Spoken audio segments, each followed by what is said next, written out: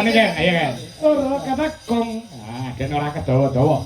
Sing meneh kutute manggung diaturke. Ah, mergo iki diparingi bebungah iki lho saka panjenengane Bapak Sarmuji. Nah, iki sakmene kae. Nek ora klelu 2 juta iki. Nah, ora 3 juta. Nah, iki nggo kas duit Jolaras Indonesia. Ngosik to sampeyan iki ngono kok ora iso. Ngapa? Dipun paringi pinten? Mbah ora tak hitung. Duduk. 0, 4, 6, 7, 8, 9. 2 yuta dindum 9 kena ora, Pak?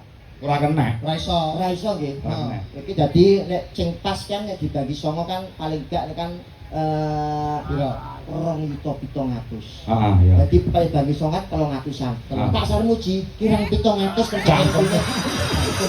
Salah ngemis. Wis digawe kok ngemis. Boten Pak. Ana rezeki sithik disyukuri akeh ya disyukuri ora oleh ngono. Ngono lho Mas. Iso. Mbak menawi tadi nek badhe nambahi monggo lho Pak. Tadi wis bingung. Enggak usah. Monggo ndek iki. Iya. Jumeneng Pak, jumeneng. Ora salah gawe sik, mergo kutut manggung. Mulai lagu-lagu liyane iki ngadeg iki genduk niken ya lagi lara ning ora dirasakne larane demi untuk menghibur masyarakat Mbulu Pasar. Biasa. Biasa. Siap Duk, dan siap. Siap kan, Duk.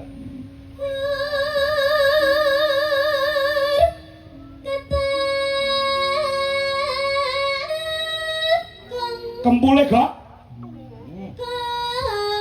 Meneh kok? Meneh kok? Ya.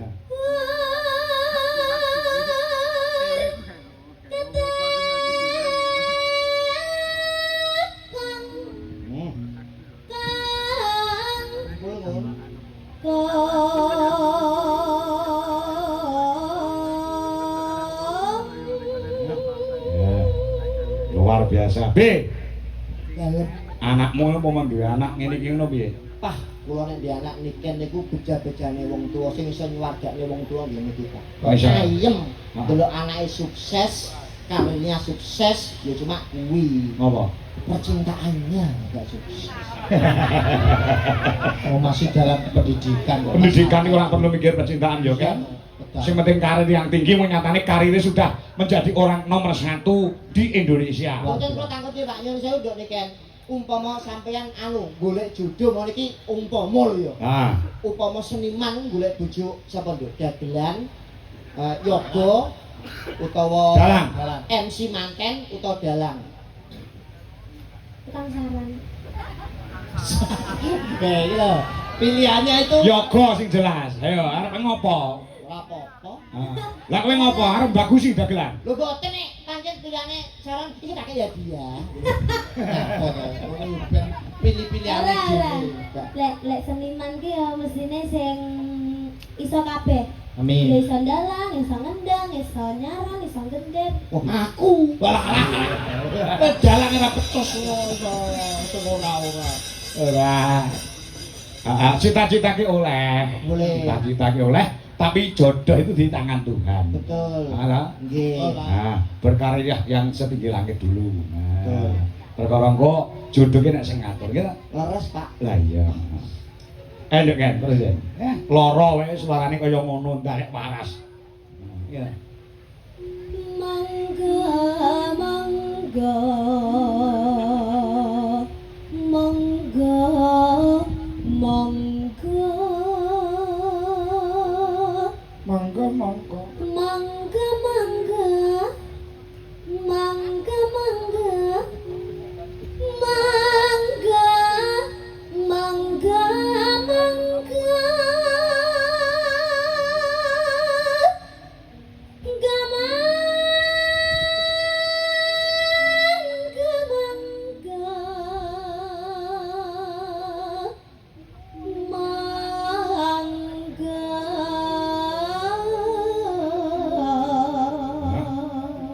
BTB.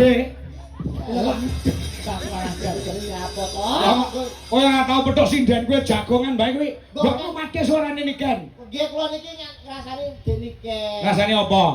Nyuwun sewu sakit tenggorokan niku damel nyuwun putut manggung kan suara pedhit niku. Ah. Apa gak krasa lara ngoten lho Pak. Ya tak kok ngono karo bocah tak kok. Kenapa kamu tanya sama sinden-sinden? Kamu nggak tahu kalau di sini ada aku. Kan kamu bisa langsung tanya ke aku. Betul. Kan kamu nggak boleh tanya mereka kan mereka nggak bisa jawab. Kan mereka juga nggak pernah merasakan. Yang merasakan kan aku. Seharusnya kamu tanya aku. Wes. Jangan tanya ke mereka.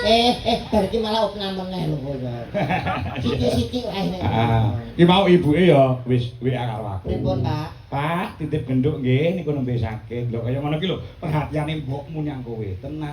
TB iki gadah resep damel suwaten sae. Oh. Apa? Mangke mawon kula kabari, Pak. Loh, iki saiki butuhe. Kenapa?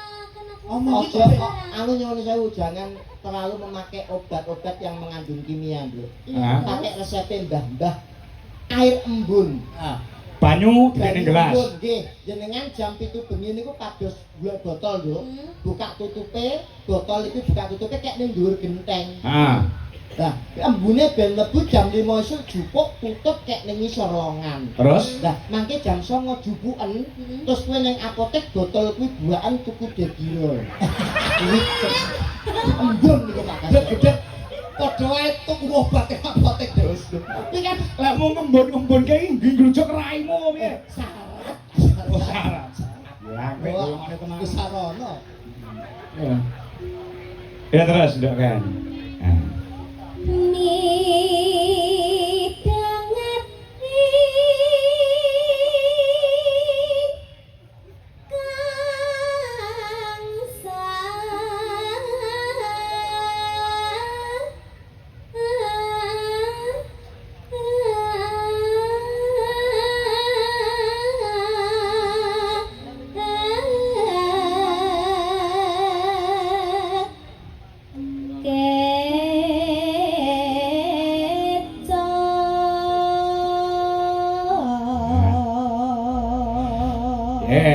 Iki mau saking tresnane para penggemar-penggemar Niken Salindri. Nggih. Wingi Mbak Tari saka Hong Kong nek ora kelu nek ora Taiwan, iki transfer aku 400.000. Terus Mbak April saka Malang kuwi transfer aku 500.000 sebanyak 900.000 untuk diberikan kepada Niken kawan Ardi.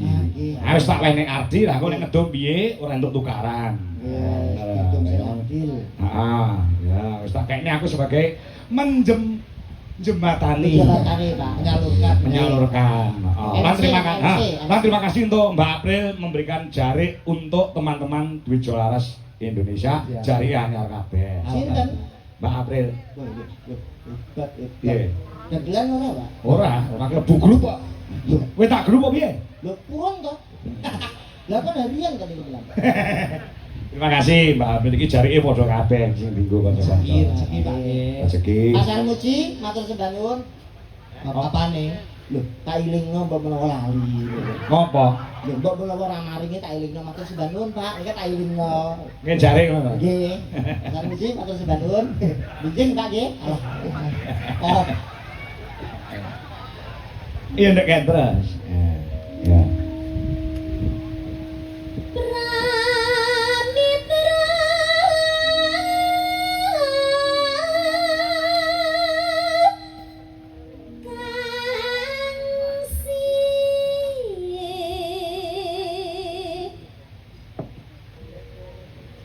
Mulya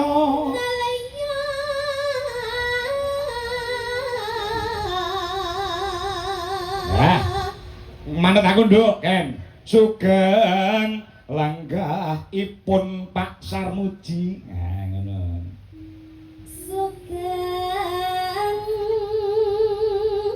lenggahipun Pak Sarmuji ya Penak. piye kowe dadi Pak Sarmuji lek jawab piye piye Alah, yo nduk, ya matur suwun. Ngomong OTP ya jare minggu ngarep. Kamu sing engkel. Iso kok abiyane iki. heeh iya entuk WA saka pasanganmu lawas ayo Pak diumpani terus kuwi TB nah Pak Yogi Bagong Syukur. ya nano ya lho